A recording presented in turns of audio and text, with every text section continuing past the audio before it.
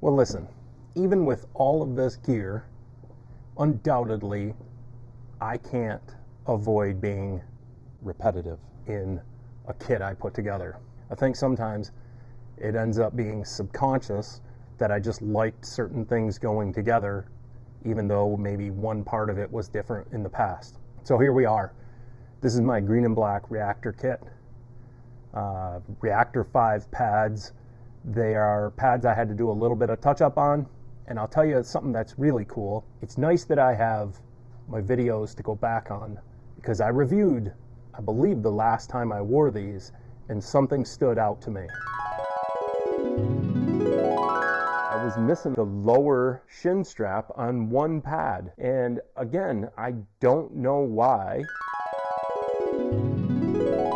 So I remembered to take a look at them before I left for the game, and sure enough, I had not replaced the straps that were missing.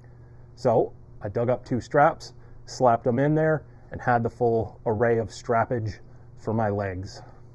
And the reason I had to go with these pads was I decided it was time to take the Dallas Stars jersey out for a spin. This is part of a handful of jerseys I picked up a while back that I've talked about before.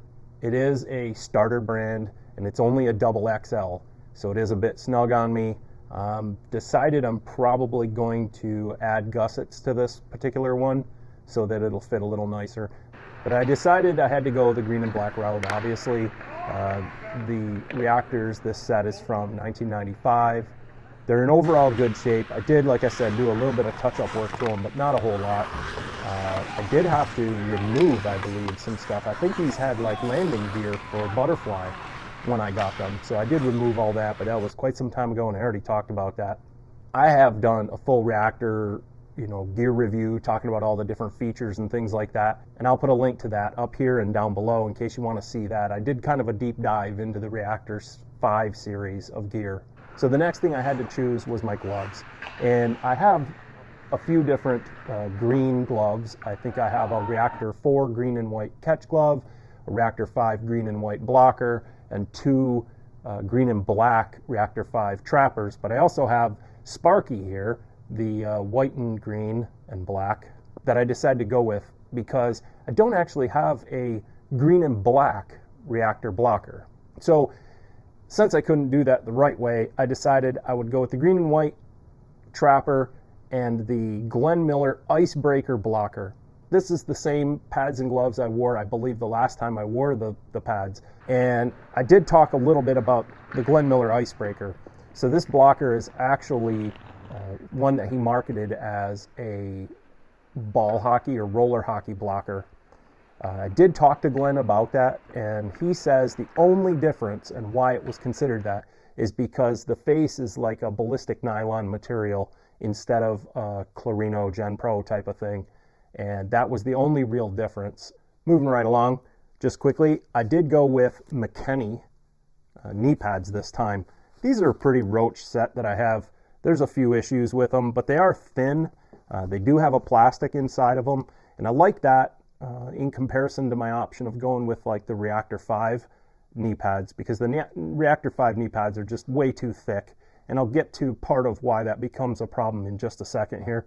I did wear a Cooper neck protector, and this is B&Q certified. I don't know, I haven't researched the different certification levels, but this is B&Q 432 certified.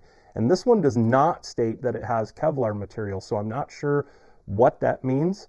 So that'll take me to the chest protector, which is the Reactor 5. Again, not really going to talk much about that. It is part of the Reactor 5 gear review video that you can feel free to watch. But that's why I was stating that the Dallas Stars jersey I wore may need some gussets. It was a little bit more snug than I would have liked, but I also didn't want to go with a thinner chest protector for this particular skate. So the pants I went with are the Cooper Reactor 5s.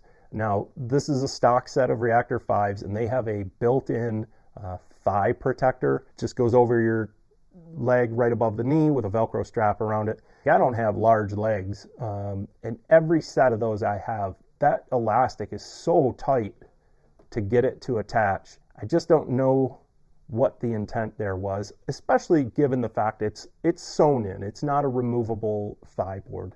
And I talk about that as well in the Reactor Series video. That's a bit overkill and a really clunky, thick fit. It's hard to maneuver around with all of that. So that's why I went with the thinner knee pads. It's why I removed the thigh boards from the pads. On my head, I went with the green SK2000 with an HM30 cat-eye cage and an original Cooper GTP dangler. I don't get a whole lot of chances to wear green, so had to take that opportunity for this particular game. Always loved the classic styling from the 90s of the SK2000 HM30 look, and I think it fit really well with this kit. Then my stick there, that's a Cooper Super Pro Light, and that is a Darcy Wakaluk Dallas Stars pattern. Actually, that's a game-issued stick, so I figured that was a no-brainer. I had to go with that one. Well, there you go. That's all the gear for this game. Again, this is just my weekly Friday pickup game. It's always a busy game, and it's, you know, it's pickup hockey, so it's non-stop. And I'm wearing, I mean, the pads alone, the set of pads is 15 pounds. My bag, I put a picture up on Twitter or Instagram or something. I weighed my gear bag, and it was over 40 pounds, and that doesn't include the pads or the stick. And there's what, maybe 7 or 8 pounds total of stuff I'm not wearing when I'm playing. So it's a lot of weight, so it gets really tiring. But I did have fun. I did get to make a few really good saves, and I got to give up a few really bad goals. I do appreciate, and this game was an example of that, when you get an acknowledgement from one of the players after you make a save that, maybe was a highlight type save or caught them by surprise. And this happened again in this game. Hey, anyway, if you don't follow me on Instagram yet, it's at the Cooper Goalie. I post pictures about my gear and stuff like that all the time. If you like this video, hit thumbs up.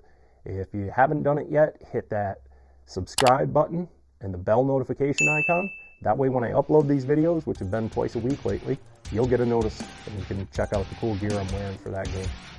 If you got any comments about the gear or the gameplay, drop them down below. And as always, thanks for watching.